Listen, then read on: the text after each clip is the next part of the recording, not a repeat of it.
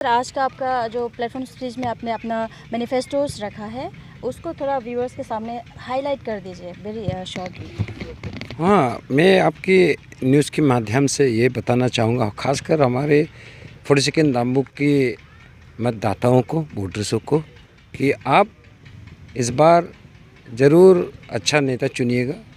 जो आपको पैसे के लालच देते हैं उन्हें आप ज़रूर इस बार करारा जवाब दीजिएगा। No more money culture in Arunachal, particularly in 42nd Dambuk. तो आपकी जो प्रश्न है उसका मैं उत्तर देना अभी पॉइंट वाइज दे दूंगा।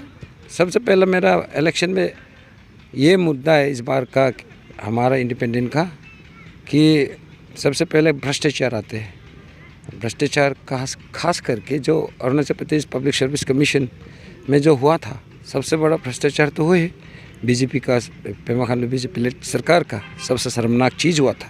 हमारे खासकर जवानों का भविष्य, जो पढ़े लिखे लोगों का भविष्य को चकनाचूर कर दिए थे।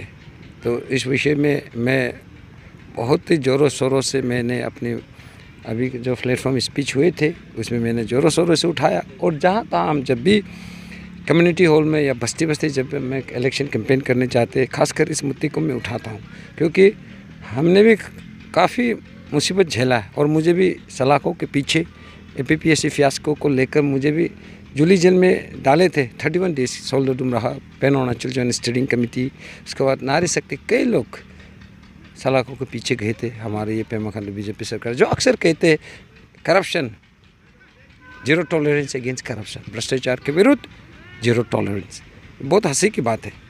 वाकई तो होता नहीं, हकीकत में तो जस्ट उल्टा हो रहा है। तो करप्शन, APPSC फियास्को सारा तो मैं नहीं बता पाऊँगा, थोड़ा सा आपके इंटरव्यू में जो खास करके उसको मैं बता दूँगा। और सेकंड रहा आपका शिक्षा के क्षेत्र में।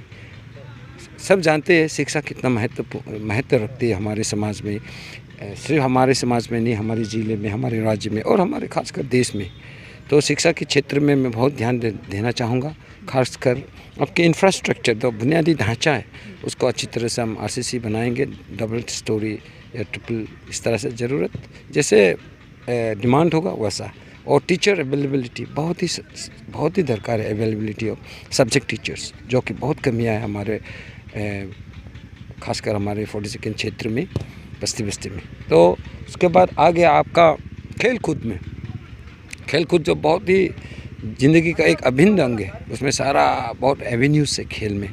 तो मैं पर्टिकुलरली फुटबॉल में मैं बहुत फुटबॉल गेम में खुद भी मैं खिलाड़ी रहा, तो उसमें बहुत फुटबॉल क्षेत्र खेल में मैं बहुत ही तवज्जो दूंगा।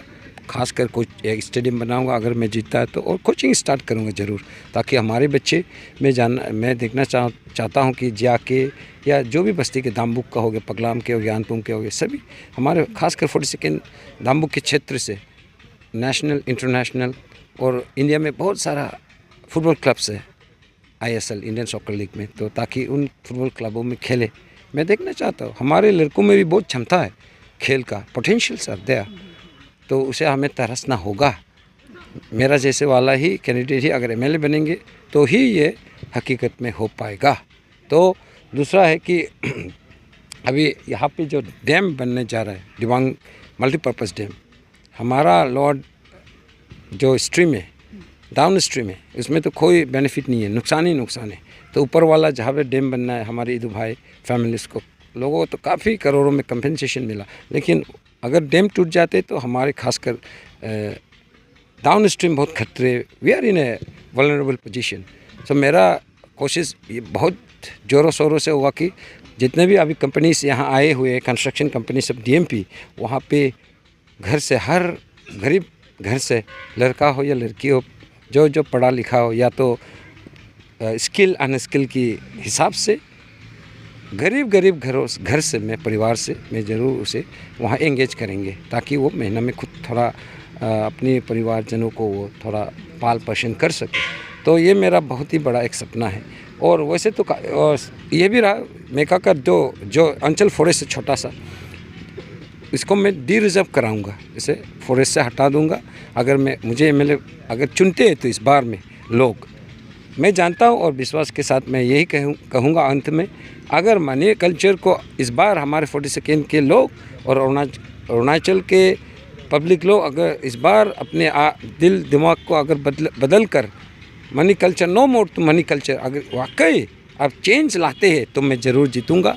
अगर मतदाता लोग, वोटर्स लोग, 42nd के लोग अगर मनी कल्चर को ही बढ़ावा देंगे, 5,000 या 2,000 3,000 अगर लेके वोट करेंगे तो मैं ज़रूर नहीं जीत पाऊँगा। लेकिन मैं अंत में यही कहूँगा कि सच्चाई के रास्ते पे जो चलते वो ज़रूर एक ना एक दिन ज़रूर विजय बनेंगे, क्योंकि ऊपर वाला के आशीर्वाद और जनता के आशीर्वाद, जो सही मायने में अच्छे काम करते हैं समाज के लिए, गरीब लोगों के लिए, राज्य के लिए, जिला के लिए, देश के लिए और दुनिया के लिए, वो अक्सर विजय होकर रहता ही है। एक ना एक दिन वो ज़रूर विक्ट्री उनका होगा ही होगा, मेरा ऐसा मानना है। और मैं सभी 42nd के मतदाताओं से यही प्रार्थना करता हूं कि इस बार आइए इंडिपेंडेंट कैंडिडेट मिस्टर विजय पर्टिन, जो खासकर गरीब बच्चों के लिए सर्विस को लेके, नौकरी को लेके जो APPSC फियास्को में हुए थे उसके लिए मैं जेल 1 महीना जेल गए थे और कई अन्य बिंदुओं पर मैंने इश्यूज़ पे काम किए थे, जैसे कि प्रधानमंत्री आवास योजना, गरीबों का घर, उसमें काफ़ी लूट हुआ था पैसा। मेरा वीडियोस सभी लोग देखते हैं, तो गरीबों के लिए मैंने बहुत सारे काम किया। 9 साल, it's been 9 years giving service to my people, to my district, to my state.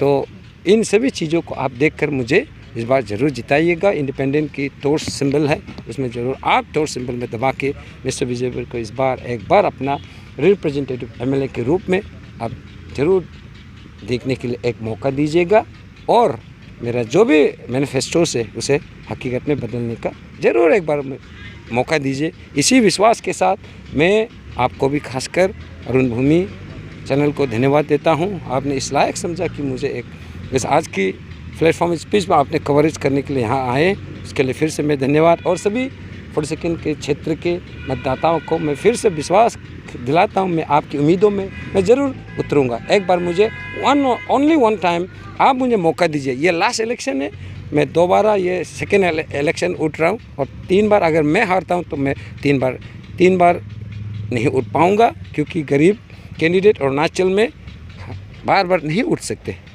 इन करोड़पतियों के बीच में मुझ जैसा गरीब कैंडिडेट कुछ नहीं कर सकता है। तो बस जनता ही बदलाव लाए, खुद के दिलो दिमाग में बदलाव आप ही लोग ला सकते हैं, हमें विजयी बनाएगा।